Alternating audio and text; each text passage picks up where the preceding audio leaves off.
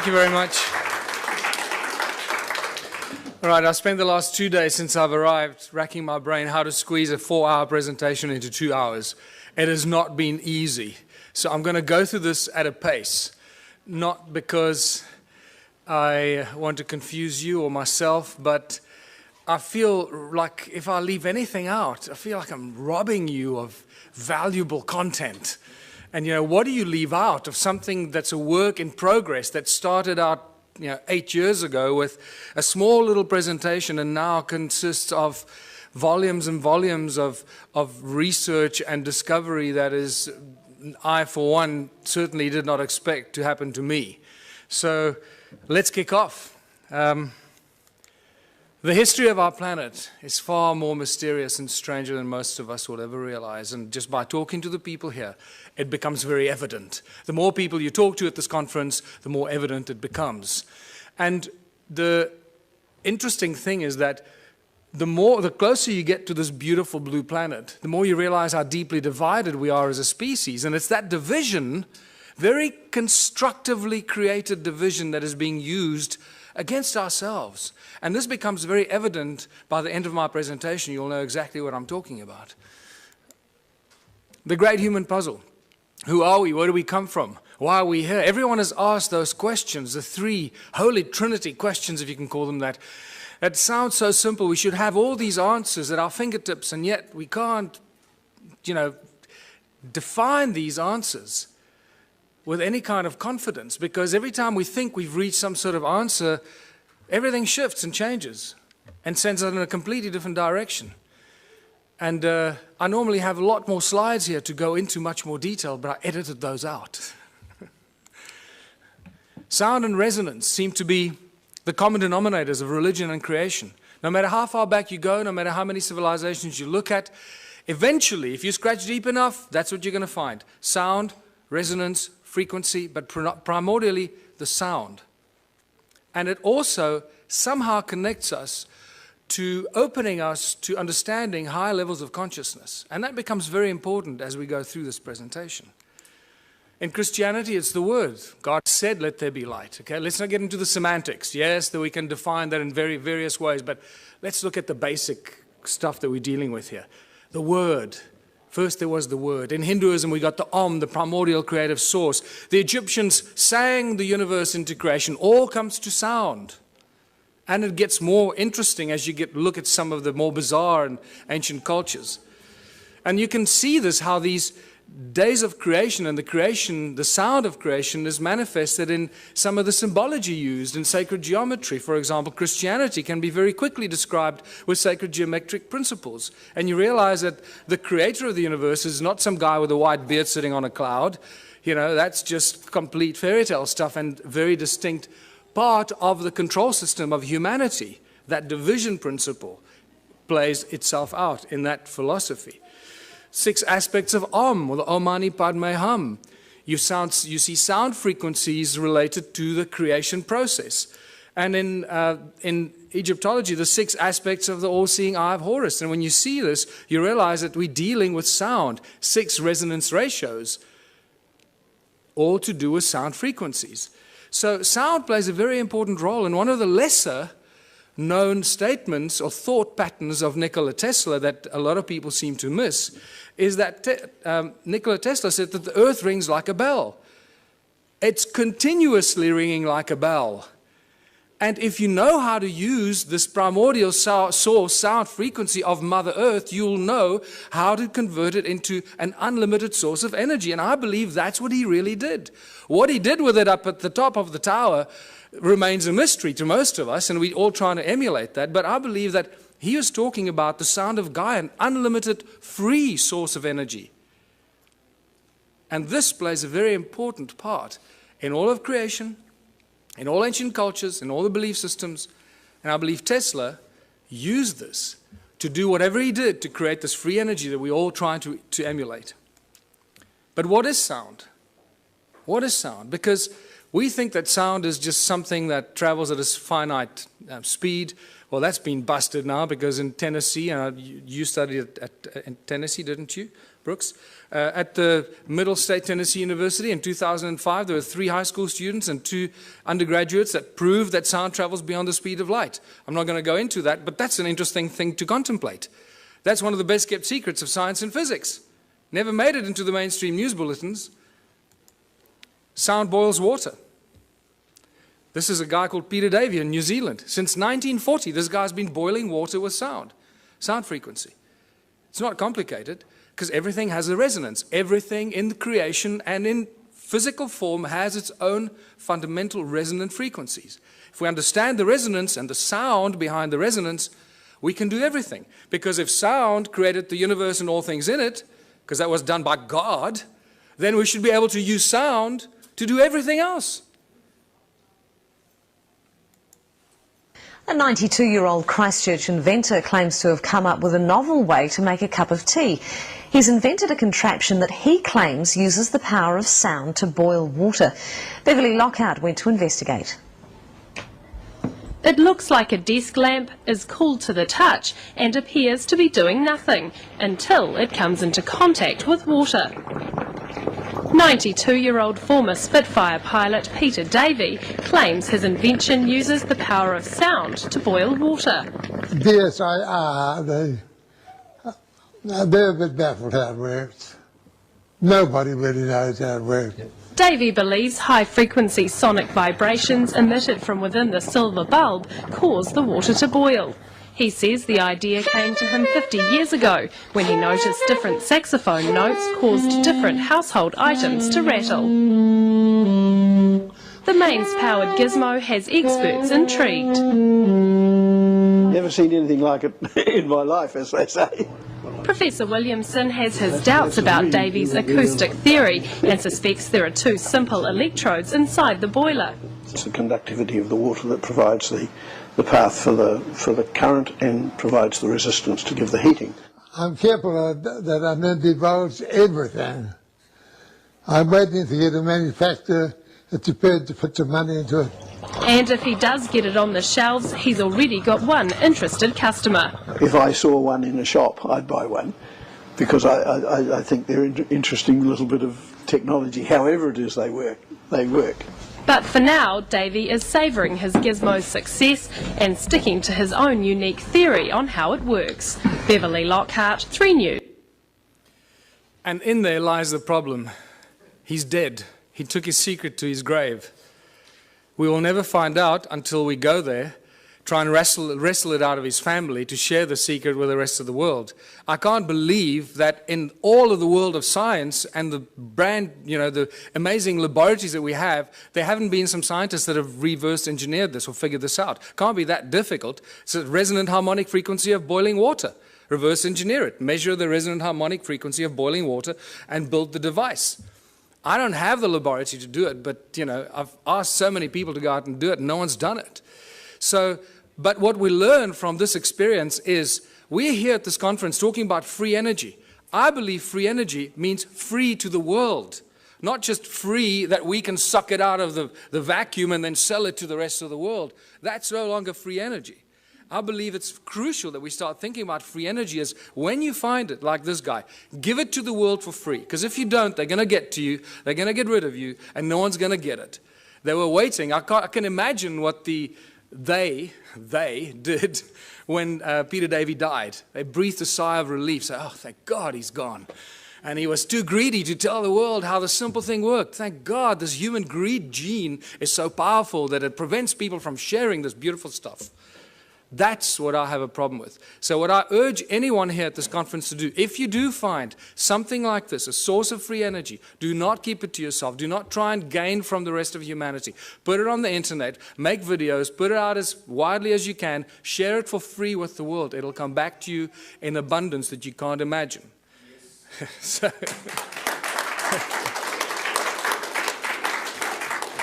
Sound levitates. All ancient cultures talk about levitating things with sound. Not just sound, but also with mind and thought.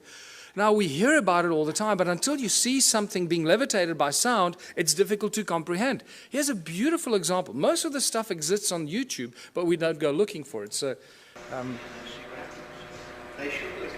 notice that you can hear the sound frequencies because the items they're levitating are very light. Remember, the higher the frequency, the higher the energy.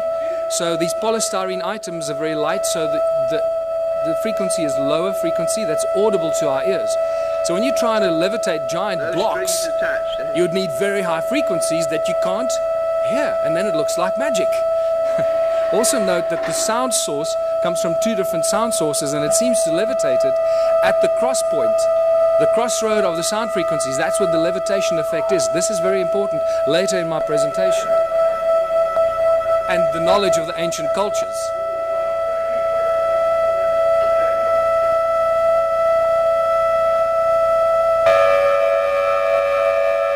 Just the slightest sound variation and the thing starts to tumble and spin. Slightest little variation on the frequency.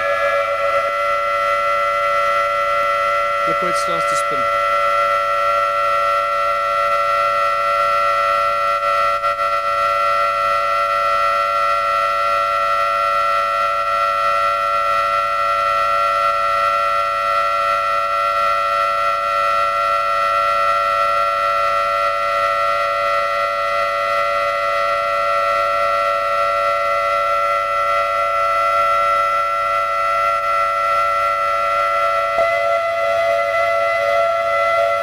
Real irritating noise, but you know, you have to put up with it too.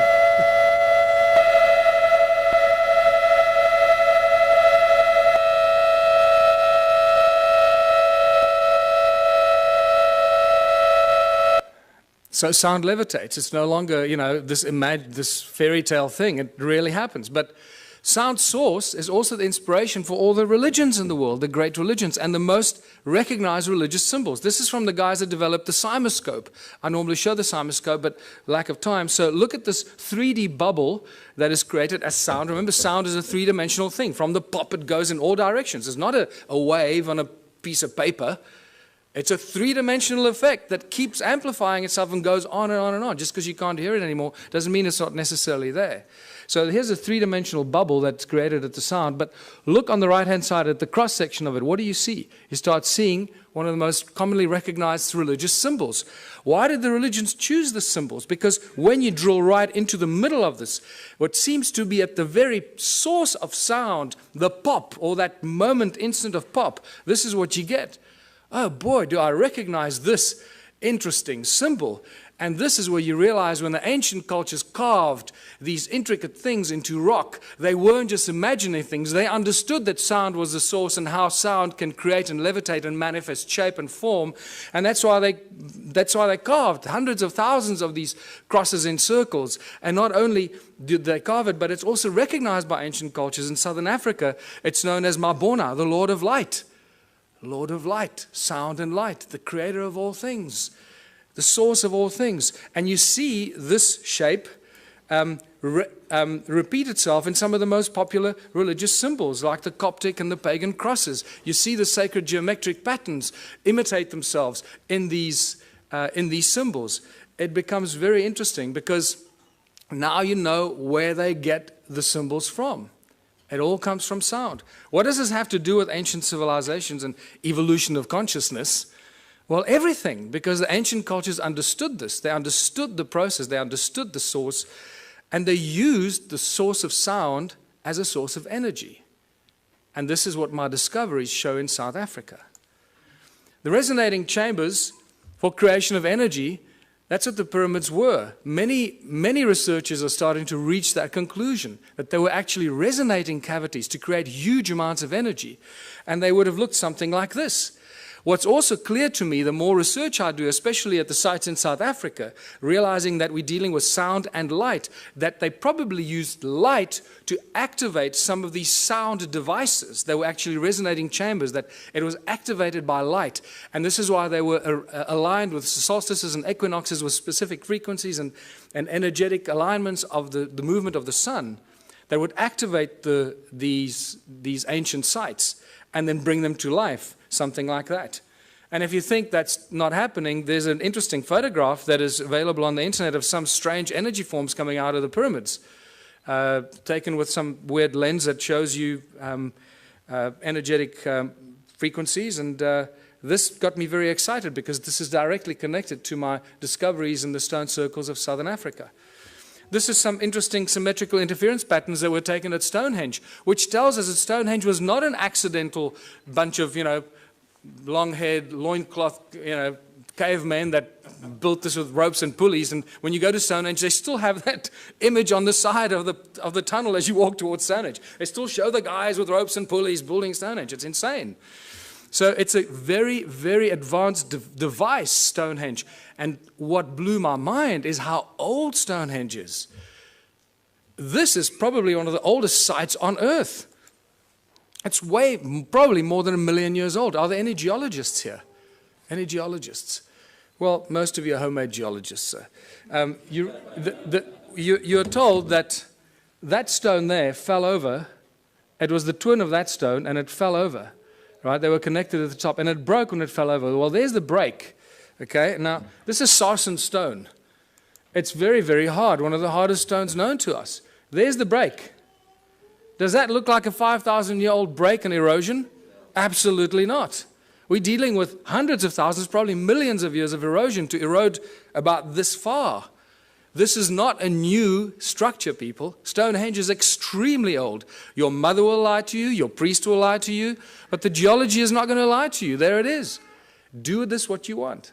It tells us we're dealing with ancient sites and advanced knowledge of sound frequency, because we see it in the patterns that the Stonehenge site still generates today, even though it is in the state of disrepair. Just like the stone circles in South Africa, in the incredible state of disrepair, are still giving us insane amount of energy that we don't know what to do with.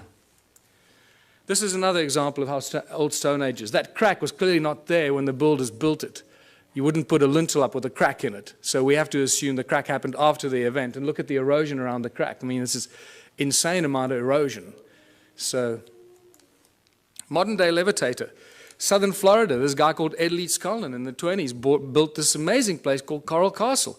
This is still a mystery to a lot of people, or they don't know about it. And he single-handedly put these giant blocks on top of each other, carved them, sculpted them, shaped them on his own. The interesting thing is when they used to bring the trucks used to deliver these rocks, he would offload them single-handedly. And nobody knew how he did it. He always made the guy stand around the corner or something like that, until one day, 2 young schoolboys saw him offloading these giant coral blocks. And they came home very excited saying, "Hey, Mummy, we saw the guy." And they asked, "How did he do it?" And the kid said, "Well, he did it with ice cream cones in his hands, 2 ice cream cones." And the parents imagined, naughty children, what are you talking about? You're trying to force us into buying your ice cream for dinner, right? Well, that's not true. When I heard that, I got extremely excited, because that is consistent with what I've been finding in southern Africa. Ice cream cones, cone-shaped tools. And that's why I call it the ice cream cone phenomenon. And this has become a very important part of trying to unravel the ancient mystery, how they did this stuff. They used sound, they levitated stuff, but how did they do it? And I find many of these cone-shaped tools scattered all over southern Africa, among the ruins, wherever you go. I was up the mountain 2 weeks ago, again, walking through areas that I've never been before. Remember, at this stage, I'm the only guy researching this, the whole of southern Africa. It's like I'm the only guy researching Egypt. That's the equivalent of that. There's one guy in all of Egypt let loose to do, try and get some sanity out of this. And so I feel a little lonely, so come help. So just to show you that these ice cream cone-shaped tools are everywhere. There are thousands of them. I've just collected a few, because after a while you get bored. Say, "Oh, there's another one over there."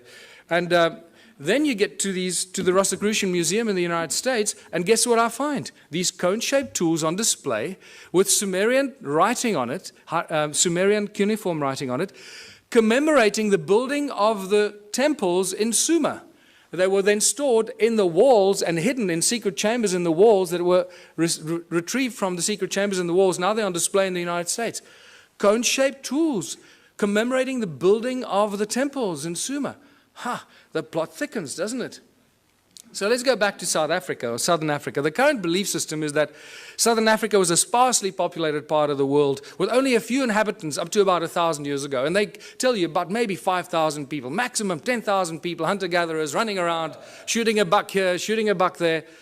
Well, they don't do their homework when they put this in our history books, and they insult our intelligence, because unfortunately the ancient stone ruins of Southern Africa tell us a completely different tale. But they still continue to put in our history books, still today, that these are just cattle kraal for keeping cattle. These amazing stone structures that cover most of Southern Africa, but they didn't know that it covered most of Southern Africa, so they put these ignorant things into our history books, and then we pay lots of money to send our children to university to regurgitate this crap. Right? And it's spectacular. They just make the stuff up, put it in the history books, but because they doctor this and doctor that, everybody just kisses their butt and nobody questions them. It's really sad, but just to show you what some of these structures look like, I'll go through these rapidly. They are really remarkable structures. And the walls are not very high. Sometimes they're flat with the ground. Some places they're 3 meters tall or 2.5 meters high. The most important thing that you need to notice is that each one is completely unique and different. There are not two that are even closely, remotely the same. Each one is completely unique. Now, that was a question that wasn't asked until I came along. What you also need to look at is the stuff around the obvious structures, not the structures themselves, because you'll see that there's a lot of stuff around the structures that is hidden by soil. It's not visible to you unless you're up in the air, like you're looking at from this vantage point. Otherwise, you don't even know it's there. You walk through the veld, you have no idea you're walking over ruins. And then when you look at it on Google, you say, oh my goodness, I was walking there, and I was walking right through all these ruins and these terraces. I didn't even know it while I was walking there. And this is the awakening that happens. Let me just go back here. Look at this horseshoe-shaped structure here, attached with a circle inside it, with a stone right in the middle of it, with these weird two, towers that lead you in there. And this arm of this from the center goes right through the middle of this. There's some weird stuff going on here that we don't understand. Look at all this stuff hidden by soil underneath, around this obvious ruin here. There's another horseshoe-shaped, ohm-shaped structure. And what does ohm represent in modern electronics and electricity? It's linked to vibration, frequency, the movement of current, and so forth. Resistance. Look at all the stuff in between, covered by soil. You have no idea that there's much more of this stuff in between, connecting this one to that one. And then they build beautiful flower-shaped stone structures because they look like pretty flowers, right? Except you can only see it from the air. And they're all connected by these channels. There's a channel coming out of it and a channel running down there that's badly destroyed, and these strange hexagonal shapes.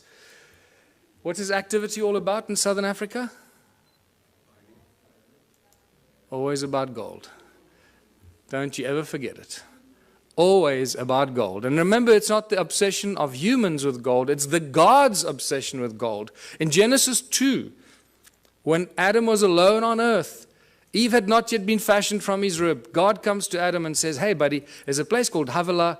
It's land full of milk and honey. The land is good, the water is good. And by the way, buddy, there's gold. What on earth is going on here? Why would God, the creator of the universe and all things in it, the commander of consciousness, want to tell Adam about gold? And it's in that one defining moment that you divide God with a big G from God with a small g. Huge, huge division. The twain shall never meet.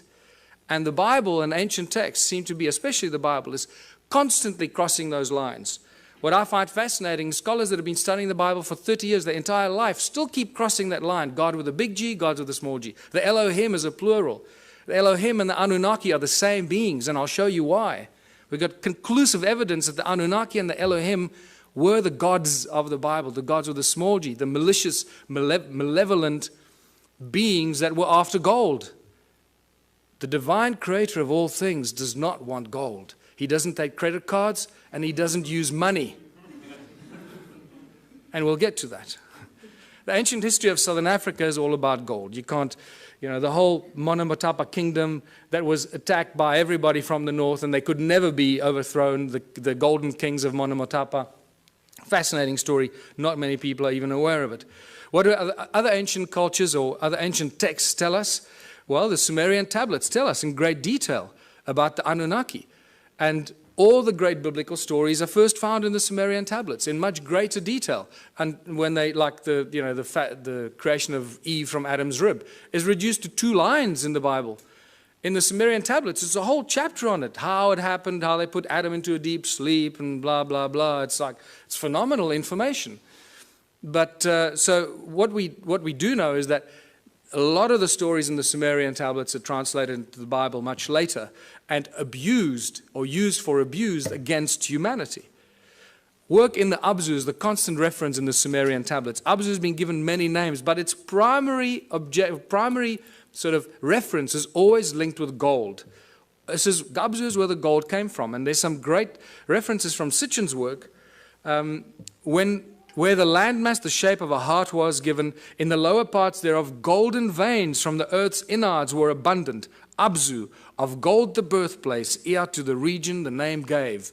And I'll draw that comparison for you to show what he's talking about. The Sumerian god Enki is inextricably linked to Southern Africa and the gold mining empire.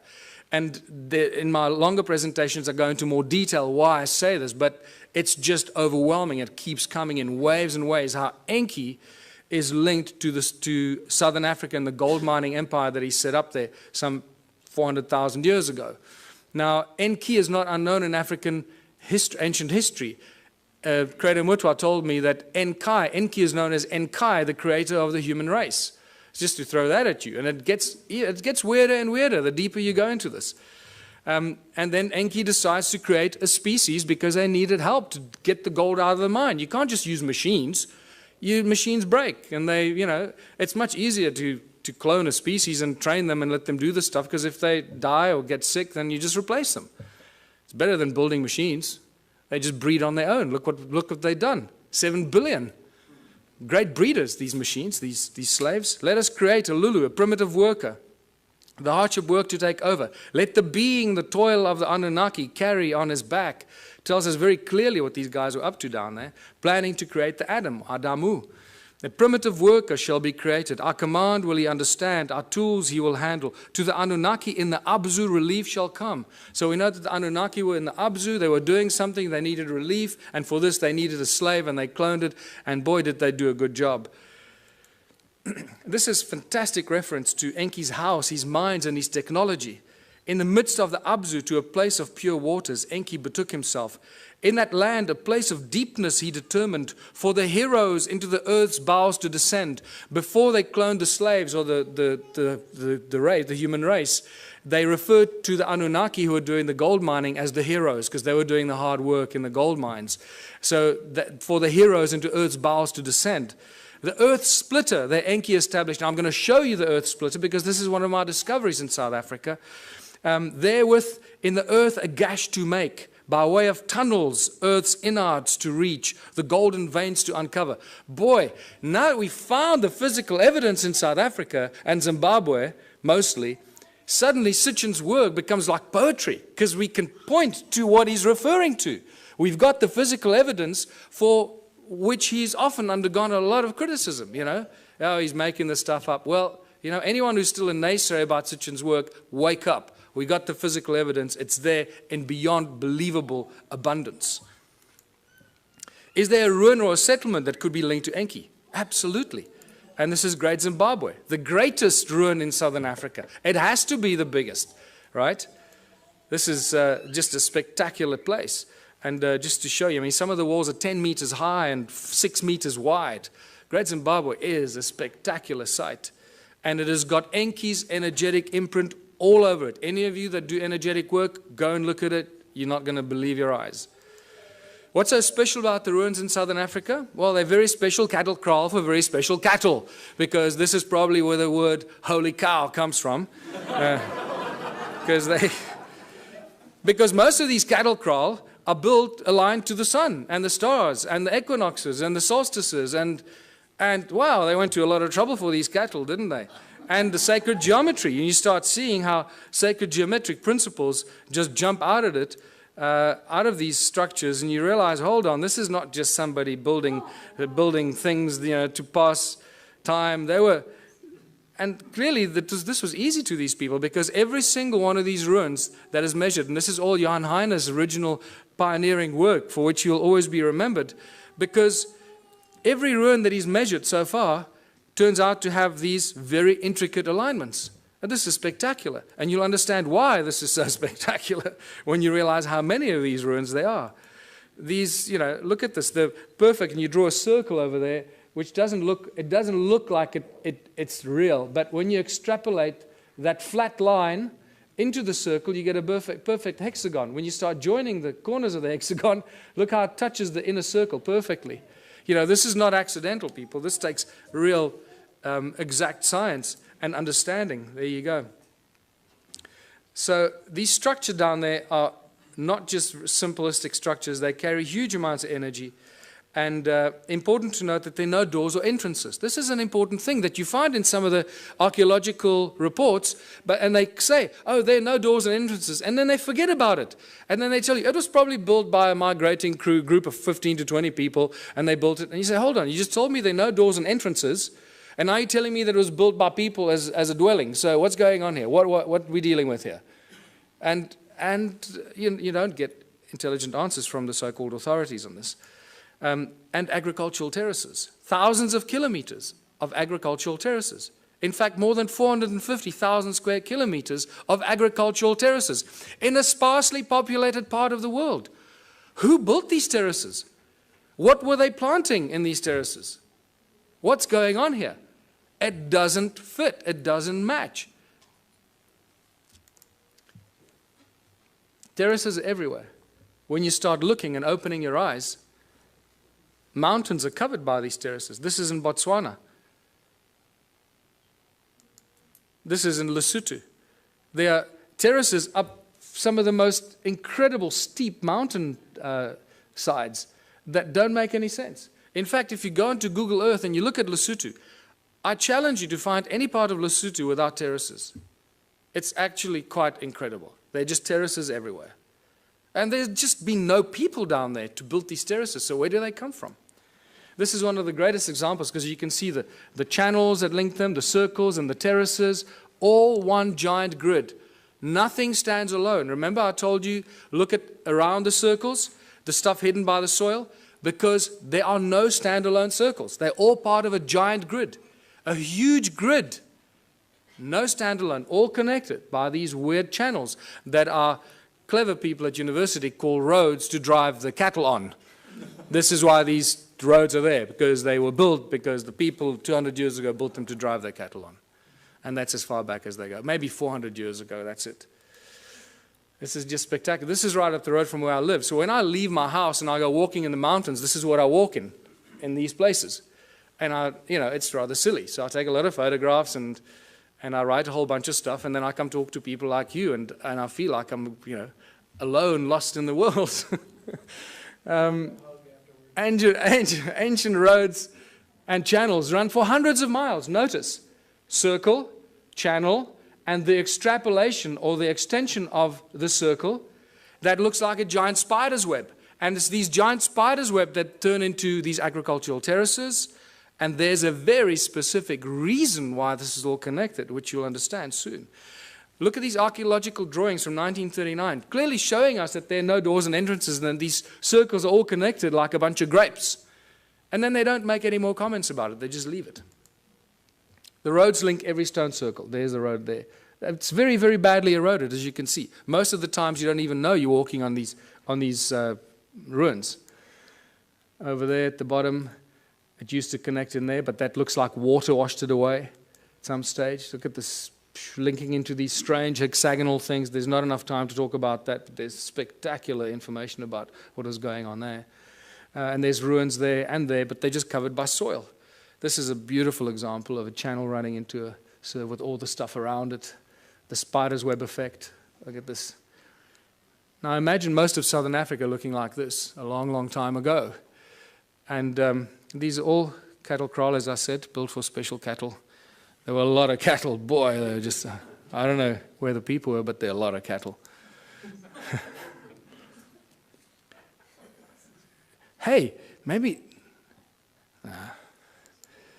How many of these ruins are there. And this is where the penny really drops, when you start figuring out how many there were. In 1891, the brilliant Theodore Bent, this is one of the few archaeologists that I carry real respect for, wrote a brilliant book, The Vanished Lost Cities of Mashonaland. And it's a phenomenal book. And in 1891, from horseback, traveling through South Africa, Botswana, Zimbabwe, he estimated about 4,000 of these structures. Then by 1974, Roger Summers, who had more technology available, calculated about 20,000 of these stone ruins. Now, by now, I started going, hold on, 20,000 stone ruins in a sparsely populated continent doesn't make any sense. I got involved in 2007 when Jan Heine introduced me to this, and within 6 months, I estimated at least 100,000 ruins.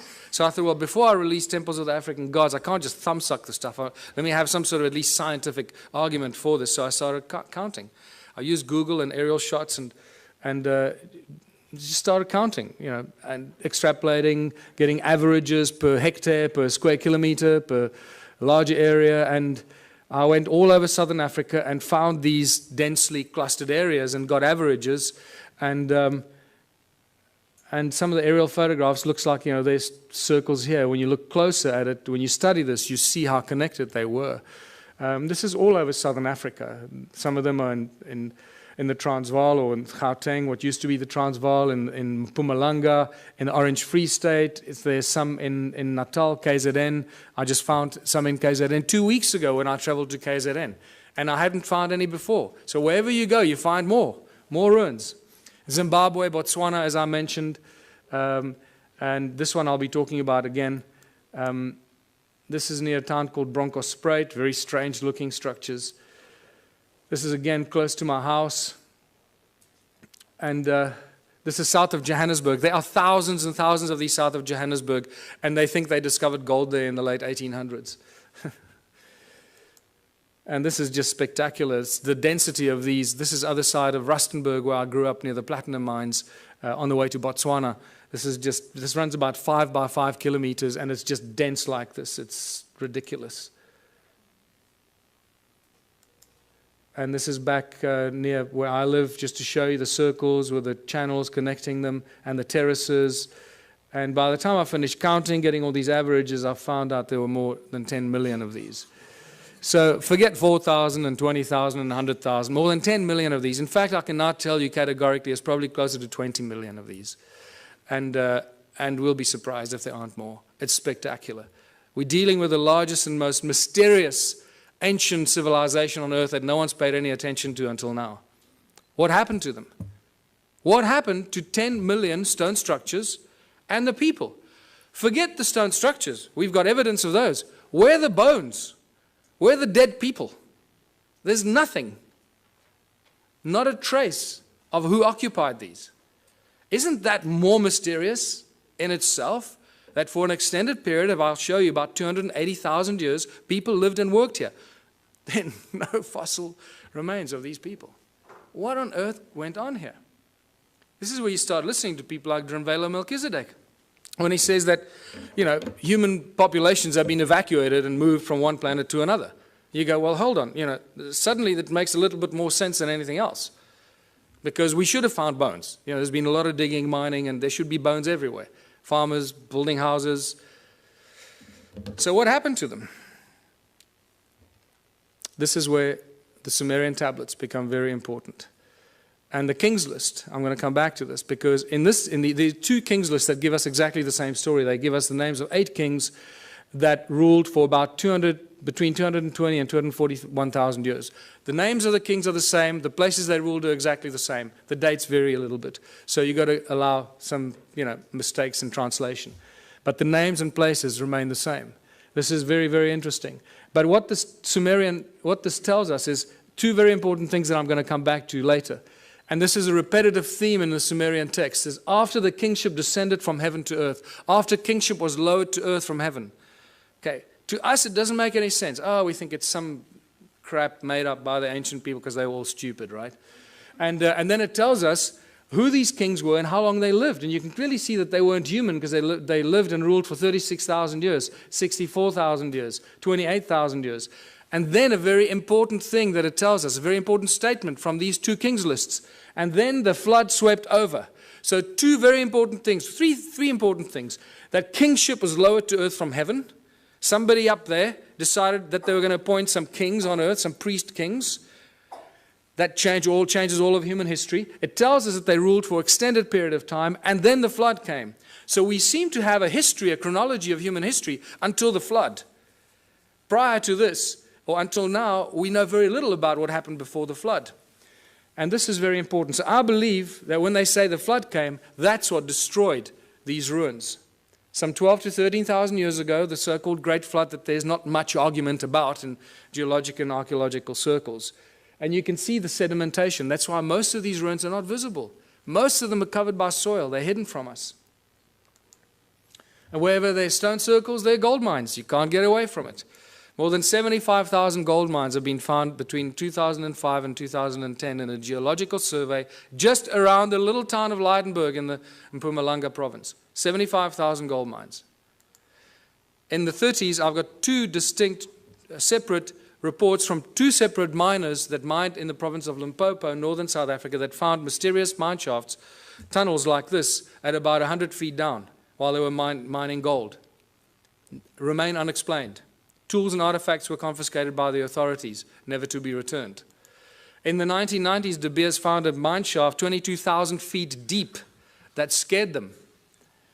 That they say it was cut with absolute precision, indicating some advanced laser technology that they do not possess. Anglo-American, I know, has a secret file that they keep for covering up ancient mines and shafts. Anytime they come across an ancient shaft or a mine, they cover it up and move on. They don't even discuss it, but they have a specific file for that. And I was told this by the chief geologist at Anglo-American while we were having a beer at a pub. He just volunteered this information to me. I was amazed. But then he didn't know who I was or what I was doing.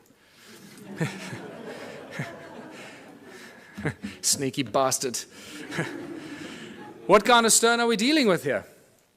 It's a very special kind of stone. It's known as hornfels. And it's known by geologists as ringstone. And I was the first person, I mean, I'm astounded, the first person to ask what kind of stone was used to build these ruins. They just, don't go there. And it's metamorphosized quartzite. It's incredibly hard. You can't break it, people. I've tried to break some of these. This sliver is a break I keep in my museum. This happens as a result of heat. You expose it to fire, it breaks up. So clearly they didn't use fire in any of these ruins. Otherwise there'd be none left. As you can see, it's black on the inside, very hard, and then it's got this stuff called patina, the skin, like a skin that grows. It's an oxidization and calcification process. It grows incredibly slowly on this specific rock. And what is fascinating about this hornfels stone is that it conducts sound incredibly well. It rings like a bell and light. There's some more examples that I found that I keep in the museum. And more spectacular examples. And just to show you, there's a little... The most remarkable artifacts that I've collected, this particular stone in my hand here, this beautiful Stone Age club, it looks like something out of Flintstones. I'm going to show you how they ring like bells, because I can't carry these with me all over the world. So a quick demonstration how these stones ring like bells. I just discovered that in geological terms, these stones, this particular stone, the hornfels in South Africa, is also known as ringstone for that very specific reason. And to ring these, I'm going to use my brand new tool that I just collected about a week ago. This phenomenal, absolutely phenomenal artifact. And I'm going to use this to ring these stones. This looks, we always joked when I found this, that this looks like a Stone Age guitar.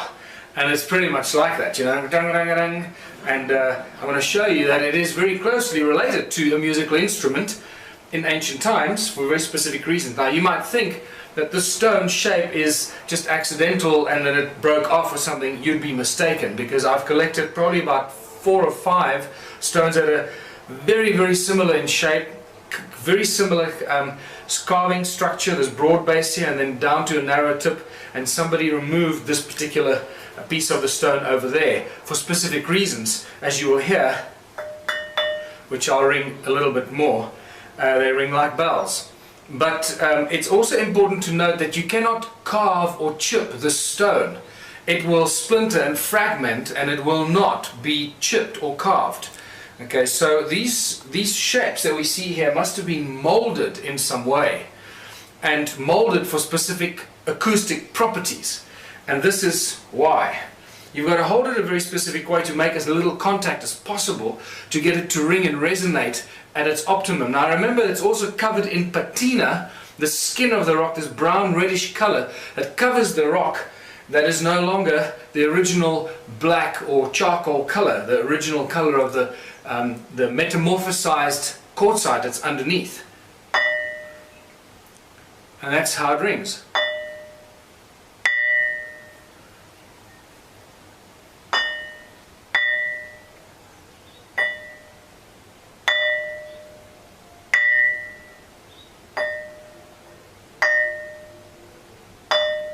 I can actually feel my fingers underneath are deadening the ringing because I'm holding it and it's deadening some of the effect.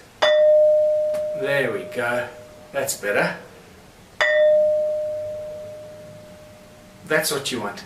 You realize that this thing really rings like a bell and it reverberates for quite a long time.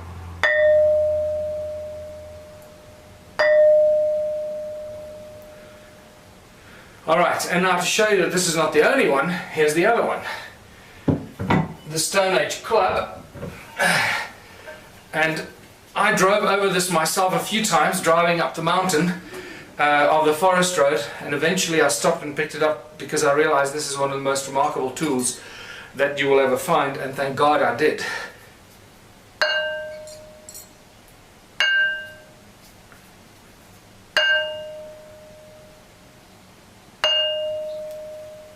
And it is very heavy. I'm out of breath because I'm holding my breath not to make a noise, and this thing weighs probably about 15 kilos, so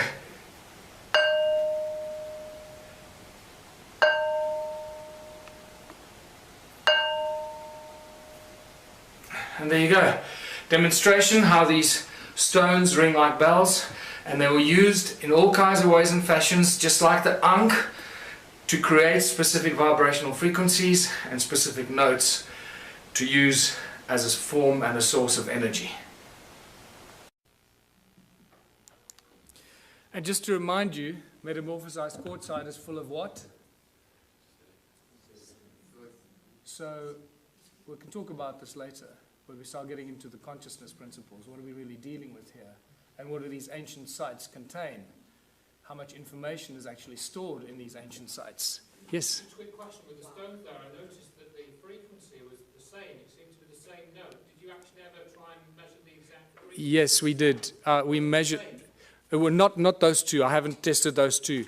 But somebody emailed me. I get thousands of emails. Somebody emailed me saying that's a B flat, I think. That is very important, but it's just not enough time to go through all the stuff, sorry. And then all these anomalous tools I've been collecting and finding. Strange tools. Once again, some of them are these cone-shaped tools, always to these points. And then the stone phallus. Stone phalluses seem to be very popular in these ancient times. What's important to note, see how the patina has covered all of them, remember? Somebody must have carved them or shaped them at some stage, and they're all covered in this brown patina. Okay, keep that at the back of your mind. This is at top of the big ruin on top of the mountain there. That's spectacular, whatever that is, a bird-shaped stone, or there's a whole other link to the Zimbabwe birds that is in here, but we can't go there. These strange tools and artifacts that are just spectacular, that make no sense to us today, because it's not part of normal archaeological, stuff that they exhibit. And then the most spectacular mystery in all of archaeology, the sacred stones. The special sacred stones. Hundreds of thousands have been found in southern Africa. Now, because we had a breakthrough energy conference, you'll automatically notice that they resemble a torus shape. So I'm giving you a little hint as to what these are for. But in South Africa, the Archaeological Society has it as a logo, and they will still teach you that these are weights for digging sticks. That the people made them in the hundreds of thousands when there were only a few thousand hunter-gatherers, because this is from the Stone Age, right? So there were no metal tools. They made this with other stones because they needed weights for their digging sticks when they were digging for roots in the veld. I can't think of anything more insane. These people should be locked up. Where's the flagship among all these ruins? And this is where we get to the very important Adam's calendar. It was rediscovered in 2003 by Johann Heine, and he'll always be remembered for that, because this is one of the most spectacular discoveries in all of human archaeological history. These are the two central calendar stones. Baba Kreda Mutwa, the preeminent African shaman, told me when I saw him, there you can see Adam's calendar, my other book lying on the desk. When I showed him this book, he burst into tears and took quite a while to calm himself down. He said he never thought he'd see that sacred place again. He was initiated at this place in 1937 as a young shaman, and he calls it Inzalo Yelanga, or birthplace of the sun. Specifically the S-O-N, not S-U-N, because it is believed by the shaman that this is where the gods created humanity. Birthplace of the sun. That's what it looks like from a helicopter. Circular structure, that is north, that is south, not the trees, the stones under the trees. They're the two central calendar stones, and over there you see a wooden pole. That's where the stone man used to stand, and right from the stone man across there, across the Horus bird lying there, which you'll see, we're looking east, exactly east at the rise of the sun. On the edge of this cliff, which is known as the Transvaal Escarpment. There's looking north, exactly north, between the two stones. You can see north-south line goes right between the two central calendar stones. And why is it a calendar? This is Jan Heine showing me of our very first visit there, why it's a calendar. And he did all the original calculations when he rediscovered it. This setting sun casts a shadow, this rock casts a shadow on this one. And you can tell every day of the year, from the summer solstice on this side until the winter solstice on that side, and it comes back. So it's still an accurate calendar. And one of the few that I know, I can't think of any others that do this, monolithic calendars or Stone Age calendars. This is a 3D reconstruction that we did, putting the stone man back in his place, who was removed in 1994 by the Minister of Environmental Affairs, to put a plaque on it to commemorate the opening of the Blue Swallow Nature Reserve. Isn't that ironic? Desecrating one of the oldest sites on Earth. And then they try and prevent us going there because we're bringing tourists there and we're desecrating the place. And there you have, looking out east from the stone man across the calendar stones, very distinct Horus stone, looking at what? 3 stones that seem to align with those pyramidal structures over there that are aligned with the rise of Orion over there. But you'll see more about that now. How do we date the stones? We look at everything. I'll look at anything because you can't date stones. So you got to look at everything. Use your, do what the guys in CSI do. Follow the clues and the evidence. And what makes most sense, you have to go with that. So first of all, every stone there is known as dolerite. It doesn't belong there. It is now categorically proven and shown from geological studies that those stones do not belong there. They were brought there by somebody to build the calendar site. That's the edge of the Transvaal Escarpment. It's known as Black Reef Quartzite, and it's full of gold. There's a gold mine underneath that ridge, actually, an ancient gold mine. The erosion, that piece there broke off there. That's the erosion on the tip of that ridge, on the break. Most geologists I've asked suggested to me, pick a number above 50,000 years for the amount of erosion that happened there. So 50,000 years ago, that piece broke off and landed there. Right? So now we're starting to get to the ancient age of this. But this is one of my best, is the patina growth, because I've told you already that these tools have been molded and shaped, and the patina has grown back. That's what it looks like when the patina is gone, black, and then the patina grows back. This is a great example of a monolith in one of the stone walls that at some point broke, and this tip broke off. Look at the patina that's grown back. There's about 2 millimeters of patina growth. We're dealing with something. This patina is known to grow at about 1,000 years per microscopic layer. 1,000 years per microscopic layer. So for a millimeter or 2 millimeters of patina, we're dealing with something that's 100, 200, 300,000 years old. We don't really have a measure for it, but it's extremely old. And we know that this is not normal archaeology. Look at this beautiful carving of one of the stone structures. So not only did they build the stone circles, but they first carved them into rock. This is another interesting part of this presentation that I normally go into a lot more detail. But look at, after they carved this crack appeared through the rock. This hornfels stone, you should see the black of the hornfels on the crack. On a fresh crack, you'll see the black of the hornfowls. But it's so old that the patina has grown into the crack and completely covered up the black color. So this shows us how old this carving is. So we're dealing with probably 50 to 100,000 years old that this carving is. So these are the kind of indicators that we have to use when you deal with this kind of evidence, because you can't follow the normal archaeological routes. They just don't have the tools to do that. But this, my friends, is by far the most important discovery, I believe. If you look at the circular, you can see the whole Adam's calendar is a circular structure, north-south. But the first thing that you notice is that it's not at 12 o'clock. It's not true north. It's slightly left of center. So Johan Heine and I had it measured, and we found out that there's a 3 degrees, 17 minutes, and 42-second deviation anti-clockwise. Now, that's not possible, because we're not dealing with magnetic north. We're dealing with true north. And at first, we thought that this had something to do with the precessional wobble. So I spent a lot of months trying to analyze and speak to experts in precessional counting and all that. And I realized, hold on, I'm barking up the wrong tree. This is true north. Wherever you are in the precessional wobble, true north stays at true north, right? So what's going on here? This is 3 1/4 degrees deviation. I believe that the man that holds all the information is Charles Hapgood, who's been trying to teach us about crustal displacement and crustal shift. I believe that Adam's calendar is a real geophysical example that crustal shift displacement did happen, because these guys did not make mistakes. They would not have accidentally built a 3 1/4 degrees out of alignment. It's not going to happen. So we know that crustal displacement happened, we just don't know when. But here we have physical, geophysical evidence that it did occur.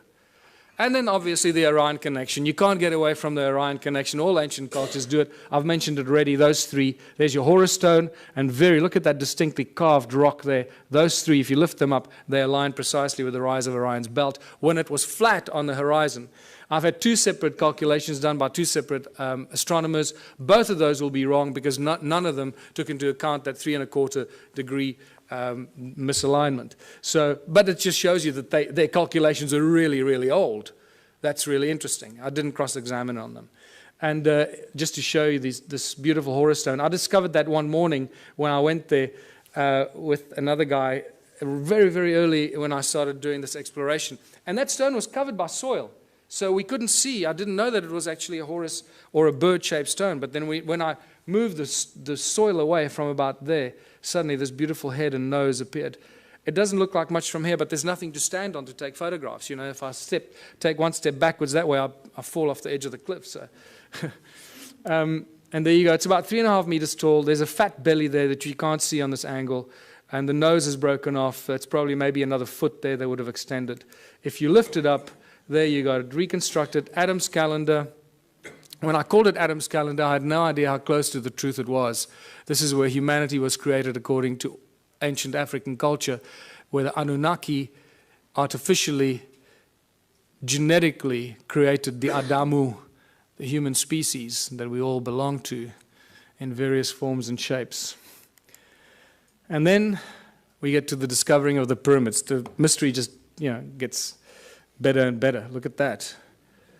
This is one of the first pictures taken of Johan in 2003 when he started measuring the calendar and finding out all these mysteries. One of the best pictures, because I've been there thousands of times and you just don't get good pictures of the pyramidal structures. There's a third one, a little one over there, just sticking its head out. I've been told through various means that there's about 30 meters of sedimentation down there. So we're only probably seeing half of those pyramidal structures because of the flood, remember? The flood that destroyed all the stuff. That would have covered all of it. Why are they pyramids? Why am I so convinced they're pyramids? For various reasons. First of all, when you go into Adam's calendar, the moment you cross the circle, because there's no obvious circle, it's an imaginary circle. The moment you cross that circle with your GPS, you lose signal. Okay, it works here. The moment you walk in there, your signal is gone. And I love the macho guys. They just love it. Oh, my GPS will work. You'll see. I'll show you how my GPS works. And they go in there. It's fantastic watching them. Just see that ego drop very quickly. And then when you take the same GPS down to the pyramids, there were 4 of us. I will forever regret not taking a photograph of it, because there were 4 of us standing with GPSs like this. And every GPS gave you a completely different reading. Not just slightly off, but miles off. You were like, you know, in another province. It was insane, right between the two pyramids. Not only that, but all these ancient cultures built things according to the sacred geometric principles. So I thought, hold on, this will tell me if it's linked or not. Let me draw a golden mean spiral from Adam's calendar and see where it lands. Well, you know, I didn't have to guess. You got it. So here we can do a beautiful twist on those that want to stick to mainstream science. And we can argue the argument of probability, which is one of the most commonly argued arguments in science, isn't it? Probability. So the probability factor that the golden mean spiral accidentally ends between the pyramids is so completely out of kilter that it has to be linked. You're dealing with several million or several billion odds to one that it's, you know, an accident. So the probability factor plays a very important role here. We're dealing with something that's connected, and also through channelings and other psychic revelations, I've been told in no uncertain terms that we're dealing with some very advanced stuff here. And then when you connect Adam's pyramids through Great Zimbabwe, Enki's house, it lands right in the Great Pyramid of Giza. And all along the 31 degrees east longitudinal line, the Nilotic meridian, right, which is also linked to the white lions of Timbavati, the sacred white lions of Africa. And you start seeing all this connection. It's just beautiful. It just unravels more and more. And then my beautiful friend Willem de Swart, who's decoded the numeric system and the secret numbers of God, made it very clear to me that the name Elohim equates to the number 31. Elohim, 31 degrees east longitudinal line. So this gives us an indication that the Anunnaki and the Elohim are the same group of beings. I just recently did an interview with George Nuri. The very last caller that called in told me he was abducted by the Anunnaki 12 years ago, before he knew any of the stuff we're talking about here. They told him they were tall, about 9 feet tall, blonde, blue-eyed individuals. They told him they were the Anunnaki, and they also told him they were often referred to as El or Elohim. That was very interesting, and then the show ended. So I need to talk to him more. So what were all these stone circles for? Millions and millions of stone structures, all connected. Each one is completely unique, different, built with stones that ring like bells. What's going on here? Archaeological drawings show us that there are no doors and entrances, and some of them are concentric circles, like expansion, amplification chambers or something to that extent, right? So are these connectors, these channels actually like wires?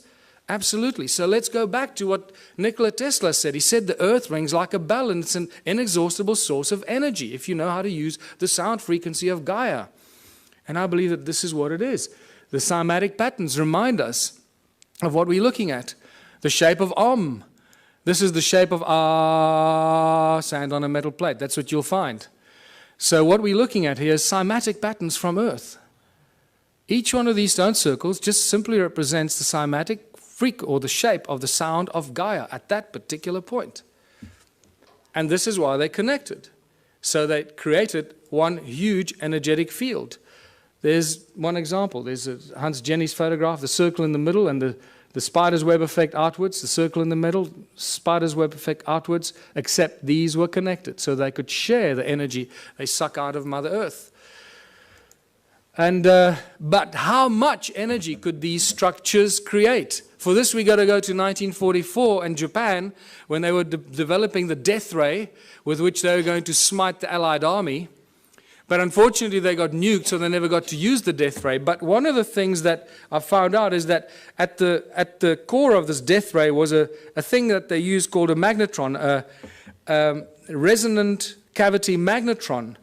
Well, this is, you start a frequency in the middle, you amplify it in these resonant cavities until you decide when you want to take it out of the wires. And that magnetron is used in laser beams, it's used in microwaves, it's a technological tool used in many applications. This has got a little magnetron in it, or a klystron, I think it's called in this.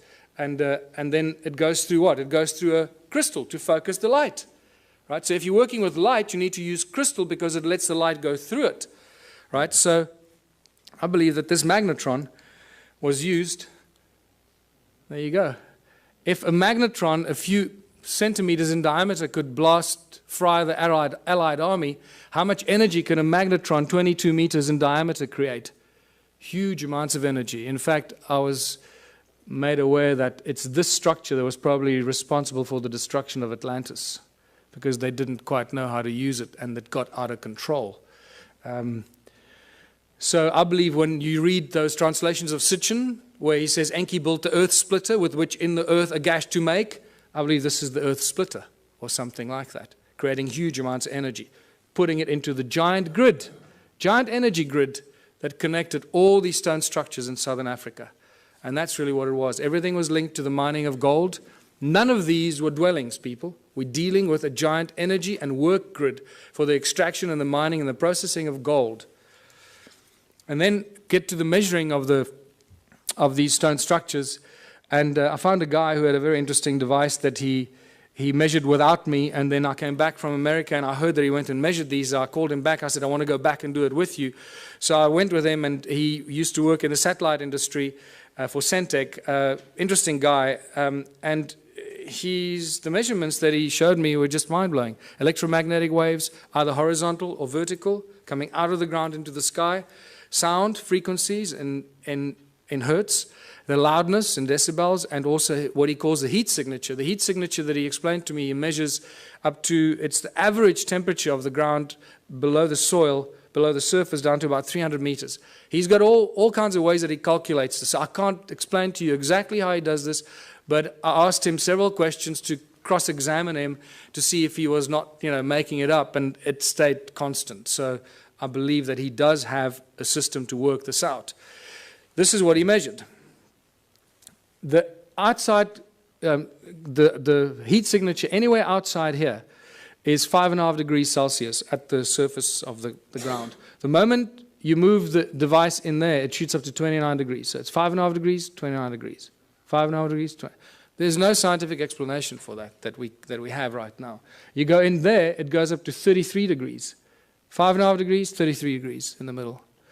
What's interesting, the electromagnetic field here runs at the equivalent of about 280 megahertz, but it's vertical, straight out of the ground into the sky. So it's a column of energy out of the ground into the sky. Over there, it creates like a dome-shaped effect over the circle, because you also lose GPS when you go in there. So I can now understand why you lose GPS, because it creates the circle. There's no electromagnetic activity outside. The moment you go inside there, you pick up this horizontal electromagnetic effect, equivalent to about 480 megahertz. And he went into more explanation to me exactly how, sorry, let's go back here. And then the sound frequency he measured coming out of these walls at 14.5 gigahertz. Now, we don't measure sound frequencies at those. This is really mysterious. So, and at 72 decibels coming out of these walls. And then we went up to this one here, and it got even worse. Measured 33 gigahertz sound frequencies coming out of these walls inside here. 33 gigahertz. When you walk along this channel that ran in here, the wall was broken there, but the channel runs in there. It starts at like 5 degrees. It keeps going up. As you walk there, that heat signature keeps rising. By the way, the heat signature, he explained to me, can only go up to about 80 degrees Celsius, at which point it suggests that you've got a volcano under you about 300 meters below you. So that's how he's calculated it. And so at 80 degrees is the max, and nothing more is possible. So we go from 5.5, and by the time you get here, it's at 33 degrees. Around 30 degrees there. When you go from outside there, 5.5 degrees, onto that little attachment there, inside, shoots up to 58 degrees. 5.5 degrees, 58 degrees. There's just no reason why it should be doing that. And then the electromagnetic waves, once again, there's a dome-shaped horizontal effect that happens inside here at that frequency. And it's horizontal. Also, this is why when we did ground-penetrating radar, I used the world's leading company to do ground-penetrating radar on 3 structures. This is one of them. There was another one of those flower-shaped ones, and then at Adams Calendar. And all the way through the ground-penetrating radar exercise, I kept asking the guy, are you getting GPS signal? And he says, yeah, sure. And he had a really big GPS thing on his back, and I thought, okay, well, our measurements are down the drain. That's it. The guy was lying to me.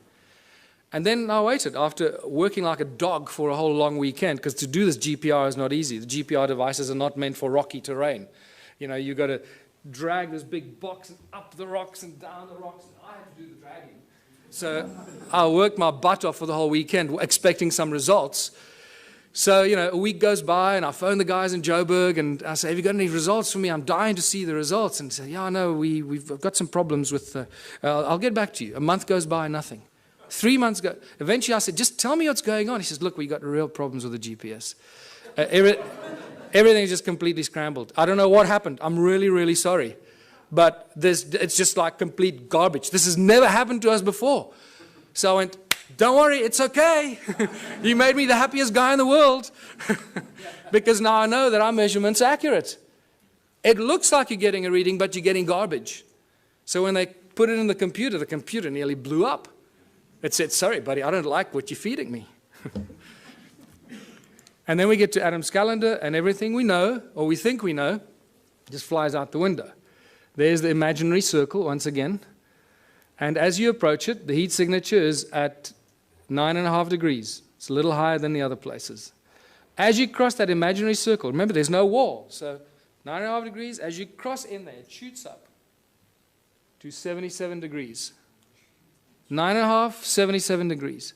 But then when you go in between the two calendar stones, it shoots up to beyond 80 degrees, beyond what suggests you're standing on a volcano. This is bizarre stuff.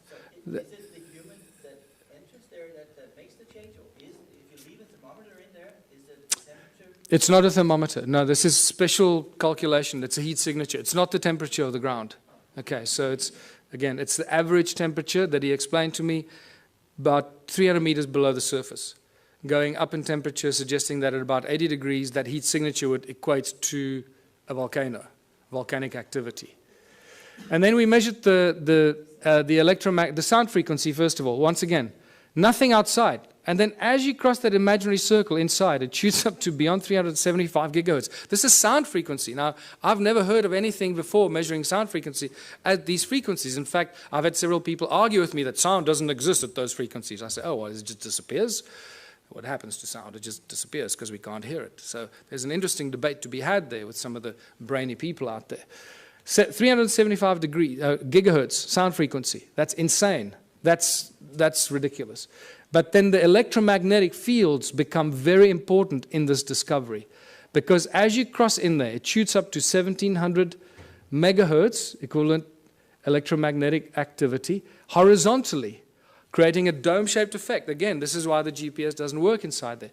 But in between those two calendar stones in the middle, it shoots up even higher to 1800, but vertically, straight out of the ground into the sky. And that just blew my mind, because that made me realize that we're dealing with something very special. Since I first started going there and taking psychics and connected people there have been hundreds that have told me things about the site that could not be told unless you knew something. So once again, the statistical probability that they were lying to me is out the window. They must be telling me the truth. And the recurring constant, that thing that I've been told by, strange woo-woo people, is that it's an active vortex and a portal. Now that we've measured it, I believe them. Because this is the kind of thing that we measure there. Electromagnetic waves run horizontally, vertically, and then vertically coming out of it is one vertical shaft of electromagnetic waves straight into the sky. So what is this calendar site all about? What were they doing here? What were the Anunnaki doing here? They were getting gold. They were using the people to mine the gold, using advanced technology, Caesar technology, getting it off the planet. We know that they were getting it off the planet. Sitchin makes it very clear in his translations. But he says they would beam it up with skyships.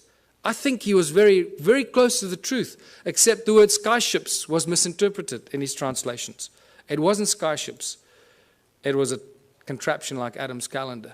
Beam up the gold, Scotty. Where do you want it? That's what we're dealing with here. They were getting the gold off the ground, off the earth, somewhere else. The gold isn't here. One of the biggest mysteries. Where's Germany's gold? Where's the gold in the USA? The gold is missing. Suddenly all the countries around the world are waking up that they don't have any gold. Well, this is an age-old story. It goes on for all of human history. Remember when the Spaniards arrived in the Americas and everywhere in the world, they found the native populations, they had all this gold, and they asked them, who does the gold belong to? There was always one answer they received: The gold belongs to the gods. And they were right. And they're getting it off the ground, off this planet. So, Caesar technology was only discovered in the 17th June 2009. This was reported on in some of the scientific journals, talking about sound as being used as laser beams. Not light, sound. And they think it's very exciting because it's got great applications in the military, obviously. And this is where the sacred stones come in. Because I believe these are not only energy devices like toruses, toroid energy generating fields because of the special stone that they're made of, but they're also frequency converters. One frequency in, another frequency out. And I believe that these pointy stones, like Ed Leedskalnin, was reported to move the giant blocks with 2 ice cream cones in his hands. Well, you hold those 2 in your hands, it'll look like you're holding ice cream cones in your hands. And at the point where they cross, beaming high-frequency sound waves, they will create levitation. The higher the frequency, the higher the power and the energy, so you can lift huge things up and move it around as you want. Ice cream cones in your hands. Boy, those 2 schoolboys made my day. There you go. What I find interesting is that average 3 centimeters, which equates to 10 gigahertz. So when we reverse engineer this, I'm looking for laboratories that work on laser technology. We can do some remarkable experiments, people. We'll change the world. We'll use these stones and we're going to discover new energies. And we can, any volunteers, we can put you in front there, set it up, and see what happens if we phase you out or if you're still there. 10 gigahertz. So what have we learned from all of this? If we don't learn something from this information, it's completely wasted on us. And I believe we're going to have a break now. Is that true? We're going to have a break? No break? So I was going to have a 10-minute break, but mostly for your sanity, I'm used to this. So I believe that we're reaching the conclusion of a prophecy. All the ancient cultures have these great, amazing prophecies that last thousands and thousands of years, and they say that the end days will be as the first days. Did you know that in 1980, in the mid-80s, 4 of the North American native tribes came to South Africa to meet with Creator Mutwa and some of the African shaman because they believe that the new age will rise out of South Africa. It was quite amazing. And they had all these ceremonies at these sacred sites and so forth. So the end days will be as the first days. Well, if humanity arose out of South Africa, then it should restart there again. And it makes me quite curious to see what's going on in South Africa at the moment. There's some really interesting things, and I seem to be involved in a few of those for some reason, but we're rediscovering free energy. We're discovering that sound is a source of energy. We just need to realize how to use it, figure out how to use all these ancient stone circles that give us insane amounts of free energy every second of the day. We just don't know how to use it. We're crossing the galactic plane. It's the rise and fall of civilizations, concluding these giant, as Plato called it, the great year. We're exposed to frequencies and energies that we probably haven't experienced in the last 26,000 years. So no wonder we're going through, turmoil, and a lot of people are going crazy. They don't know how to deal with it. We're exposed to galactic light from the great sun, the cosmic, the center of our galaxy. And we're exploding with consciousness. Why? Why are we exploding with consciousness? Because this galactic light is activating our DNA, and there's plenty of scientific evidence for that you can go and look at if you still don't believe that. And it's doing amazing things. It's not just activating our junk DNA, 97% of it. So as our junk DNA gets activated, it creates a feedback mechanism, and we start to think higher thoughts, and our consciousness grows quicker and quicker. It's a beautiful thing, this, people. And it's all connected to these crazy people, 280,000 years ago, building stone circles in South Africa. They created us and allowed us to get to this point where we can contemplate our own existence and our own humanness and figure out how we fit into this great, crazy picture. We connect to the morphogenic field and realize that the resonance is the substance of the morphogenic field and plays a very important role in, spooky action at a distance that scientists are still trying to wrap their heads around. How does this all work? And this is where I realize that if we don't learn something from this ancient civilization and apply it today, it's going to be completely wasted. So I realized that these people lived for long, extended periods of time without money. And it was Kerry Cassidy, when she first came to visit me 3 years ago, she suggested to me, you know what, you should start a political party. Because when you start sharing this information, it's not going to go down well, and you need to create a platform of credibility and protection. So I did that. And the Ubuntu Liberation Movement has now been registered as a fully fledged political party in South Africa, and I'm going to be running for president next year. That's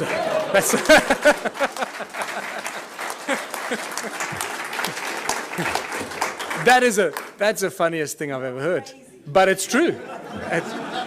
I just realized, hey, we're running, yeah. And then somebody said, so does it mean you're running for president? I had to do a double take. Oh, shit, yeah. I guess it means that, yeah.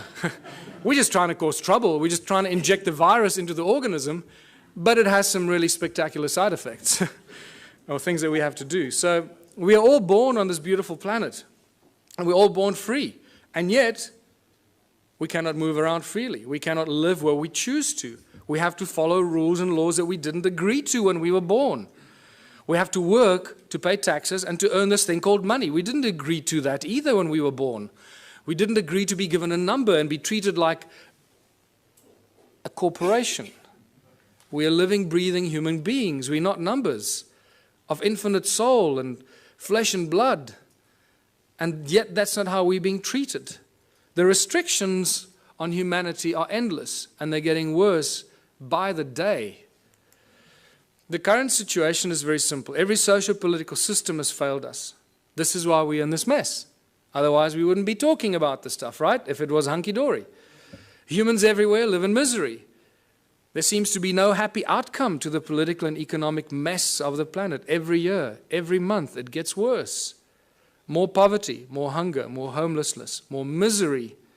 The global economic collapse is imminent. The fact that we still have a global economic system is actually miraculous, but it is a clear indication how powerful those individuals are that control the global economy.